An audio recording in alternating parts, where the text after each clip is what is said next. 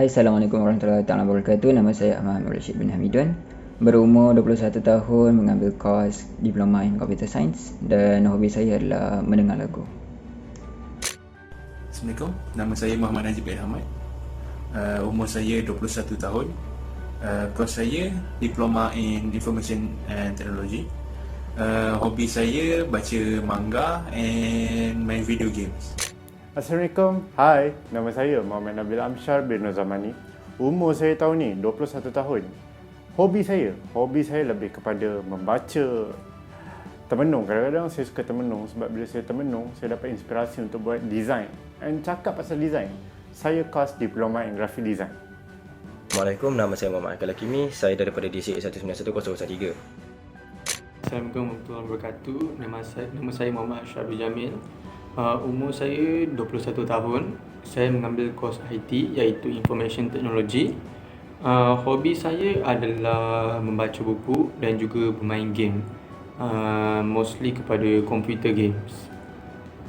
Assalamualaikum, nama saya Muhammad Ali Firman bin Kasmadi. Umur saya currently adalah 20 tahun. Saya mengambil kos Diploma in Computer Science dan hobi saya adalah menonton video, mendengar muzik dan juga main game. Assalamualaikum. Nama saya Abdul Hafiz bin Abdul Razak. Umur saya tahun ni adalah 21 tahun. Saya mengambil kos Diploma in Graphic Design, DGD. Macam mana saya boleh masuk dalam kelab ICTS ni? Okey lah, kawan saya punya kawan masa tu message saya cakap kelab ICTS ni nak guna orang, nak recruit orang lah. And saya pun macam excited. Saya datanglah ke meeting tu, datang jumpalah Hasif, Madam Izzah. Lepas tu macam dengar meeting tu macam menarik. And saya pun join lah kelab ICTS ni dengan hati yang terbuka. Macam itulah kisahnya. Cara saya masuk ke ICTS, ada sini ajak untuk masuk ICTS and saya rasa it is interesting. So saya join ICTS. Basically, kawan saya ada offer saya nak join ketak kelab ICTS ni sebab masa tu pun dia baru nak berhenti daripada kelab tu. Dan saya pun terima je sebab ingat nak dapatkan experience while tengah belajar ni kan, dapatkan experience in being a club member dan maybe boleh contribute. Okay, so cara saya masuk ke dalam club ICTS adalah mostly kepada perasaan ingin tahu. Time tu ada seorang kakak, dia datang ke kelas saya, ke kelas kami. Dan dia tanya adakah yang macam berminat untuk join ICTS. So pada masa tu saya ragu-ragulah macam kelab ICTS ni dia buat apa dia punya macam aktiviti. So dengan itu saya pun macam menawarkan diri untuk pergi sana dan melihat sendiri bagaimana apa yang kelab itu buat time tu.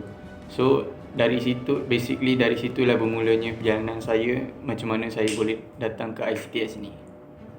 Macam mana saya boleh masuk dalam kelab ICTS ni is daripada kawan-kawan saya. Kawan-kawan saya yang ajak masuk kelab ni sebelum PKP hari tu. Bagaimana saya boleh masuk kelab ICTS? So, Amirul, kita punya presiden.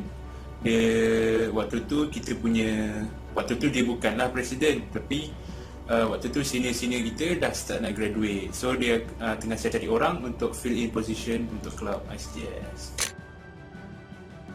Apakah position saya dalam kelab ICTS ni? Ialah representative DGD. So, position saya dalam ICTS ni hanyalah sebagai DCA representative. Position saya dalam kelab ICTS ni adalah sebagai vice president. Position saya dalam ICTS adalah sebagai president of the club. Saya seorang sekretari dan saya punya role adalah mostly mencatat segala info yang speaker bagi, guest speaker waktu webinar. Posisi saya di ICTS adalah sebagai seorang sekretari. Mostly apa yang saya buat adalah kerja copywriting. iaitu menggubah-gubah ayat untuk menarik minat pelajar-pelajar di IIC untuk datang ke event kami. Kami juga menyebarkan maklumat tersebut melalui media seperti WhatsApp dan juga Telegram. Position saya dalam kelab ICTS ni, of course lah saya yang buat design. Majoriti poster-poster yang dalam Instagram semua yang pasal event-event ICTS, saya lah yang design ni.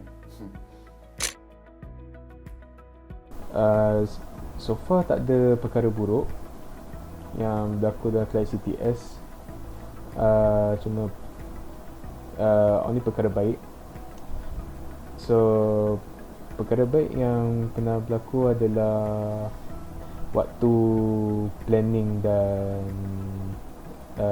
and execution of the event. Ceritakan perkara yang baik atau buruk semasa di ICTS. So semasa di ICTS, kita nak buat program tapi disebabkan COVID, susahlah sikit nak coordinate dengan madam, dengan pengarah, semuanya. So nak buat meeting pun orang terpaksa guna Google Meet. Tapi itu pun orang yang ada yang guna mobile data, ada yang guna wifi, tapi tak semua orang ada kemudahan macam tu kan. So setakat ni alhamdulillah semua member, semua team dapat luangkan masa untuk jalankan program semua program kita dengan lancar dan tanpa masalah. So perkara baik yang berlaku is time kita orang buat event, kita orang dapat sambutan yang baik lah. Contohnya kita orang dapat kita orang gain lebih daripada 100 orang yang join meet, bukan daripada lecturer dan student daripada IIC saja, but from orang luar pun join sekali event kita. Okay, dari mula saya join hingga ke sekarang, kelab kami telah melaksanakan aktiviti kesemuanya melalui online, iaitu Google Meet dan juga Facebook Live. So pengalaman baik bagi saya adalah dapat melihat bagaimana event kami telah berlangsung secara jayanya. So itu bermakna yang kerja kami buat bersusah payah itu tidak sia-sia dan juga menarik minat ramai orang dan beri kami semangat supaya kami boleh lebih membuat event-event yang lagi baik daripada yang sebelumnya, dengan melihat betapa ramai orang yang datang ke event-event kami. Okay, so perkara buruk yang berlaku adalah saya rasa mostly disebabkan PKP ini kami melaksanakan event-event secara online dan tak pernah ada event yang berlangsung di IIC. So bagi saya itu adalah sedikit menghampakan, tapi walaupun PKP atau tidak, kami tetap akan melaksanakan event-event yang memberi manfaat kepada kepada pelajar-pelajar di IIC supaya diorang boleh gain some knowledge dan juga mempelajari benda-benda yang baru. Okey, perkara baik yang saya dapat dalam kelab ICTS ni yang saya rasa lah baik. Saya rasa saya dapat knowledge baru pasal buat poster. Saya lebih improve lah lepas saya join kelab ICTS. And buruknya apa? Buruknya tak banyak, cuma saya rasa online. Yes, online ni bagi saya macam susah lah untuk kita bergerak as a team ICTS untuk buat event ke apa ke secara live ke. Itu je lah keburukan yang saya rasa. Perkara yang baik berlaku, yang pernah berlaku dekat ICTS, saya rasa collaboration antara club dan club. So kita pernah collab dengan club lain untuk menjayakan satu event hasil daripada the collaboration. Pengalaman yang saya dapat daripada ICTS ni adalah kami sebagai satu tim berjaya menghasilkan auto e-cert ataupun automatic electronic certificate. Manfaat yang saya peroleh dari sempena berada dalam kelab ini adalah saya dapat mempelajari banyak ilmu-ilmu baharu dari event-event yang kami telah laksanakan. Since event-event kami manggil orang-orang dari luar, orang-orang yang berpendidikan tinggi untuk ajar kami benda berkenaan benda tersebut. So banyak juga manfaat yang boleh diperolehi, like coding, like IT, computer science dan lain-lain juga. Ini juga boleh boost our knowledge dan juga kita juga boleh gunakan knowledge ini pada masa akan datang apabila kita bekerja atau maupun di mana-mana saja. banyak jugalah manfaat yang kita boleh dapat, seperti kita dapat meningkatkan disiplin diri kita. Macam kita dah diberi tugas, kita jalankan tugas tu sebab tu amanah yang bila kita berada di dalam ICTS ni lah.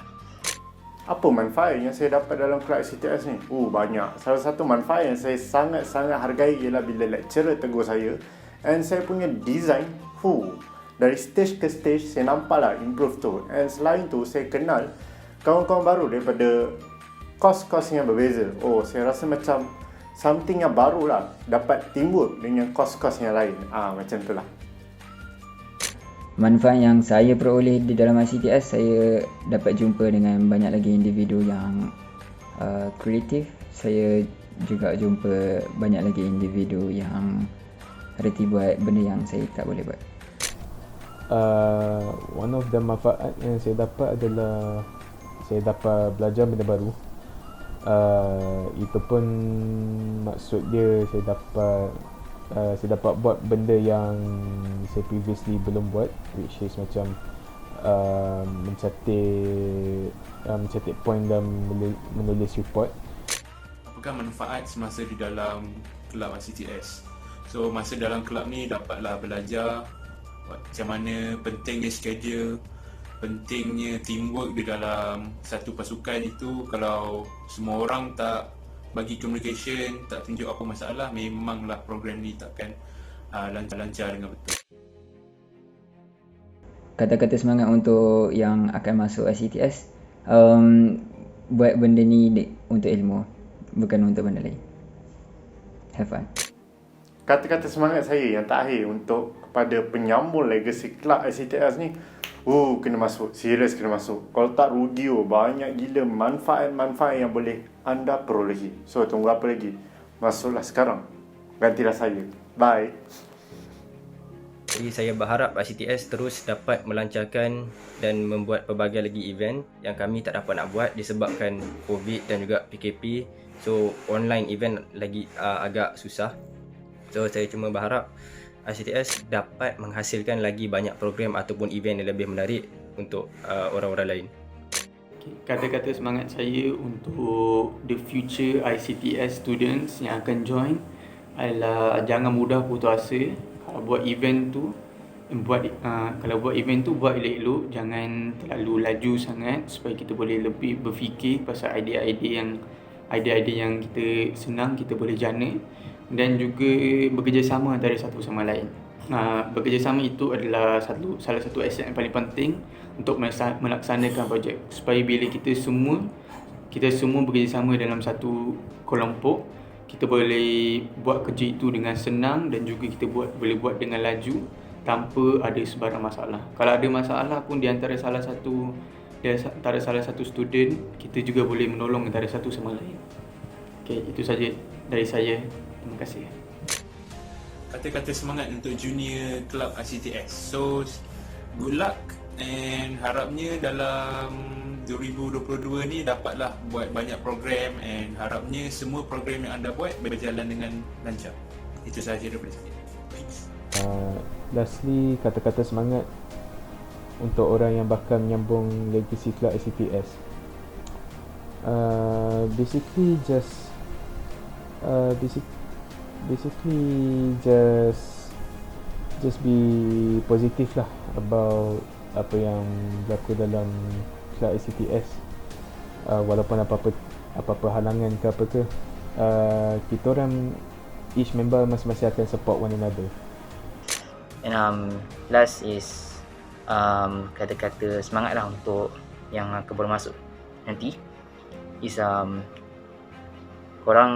korang enjoy berada dalam kelab ICTS ni, and harap korang dapat balancekan lah waktu untuk kelab and waktu untuk study supaya korang tak stres and dapat beri komitmen yang sepenuhnya untuk kelab. So itu sahaja dari saya. Assalamualaikum.